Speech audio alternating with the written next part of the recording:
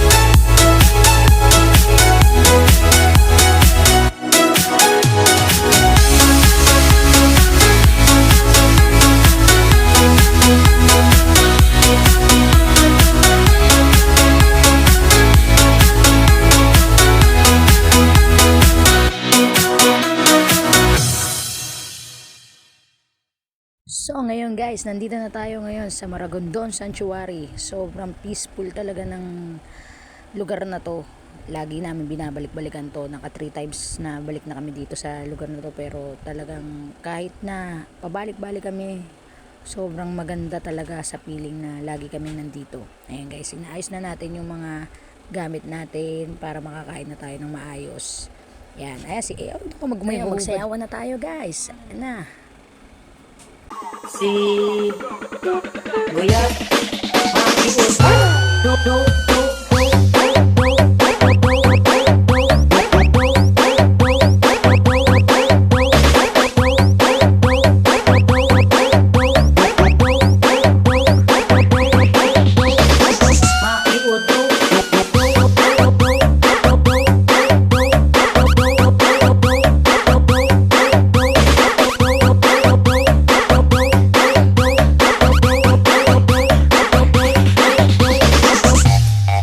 So ayun guys, ini-enjoy lang namin bawat moment dyan. Ayan, napapasayaw na si Kuya Raymond. Si Adrian din, mapapasayaw na sana kaso nahiya.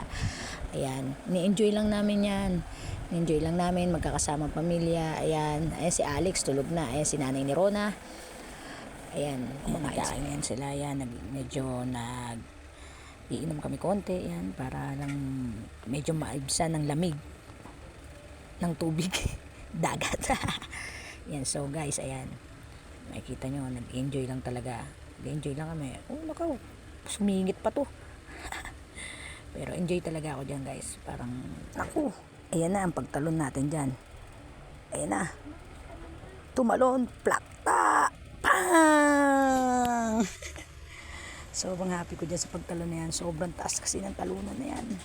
Sobrang, ayan. Yan, ang tagal natin umahon dyan. Kasi nasa ilalim na tayo ng dagat. So ngayon guys, ayan, magtatalunan na rin ng kasama natin. Tumalon si Edralyn na ayan. Sumunod si Kuya Raymond.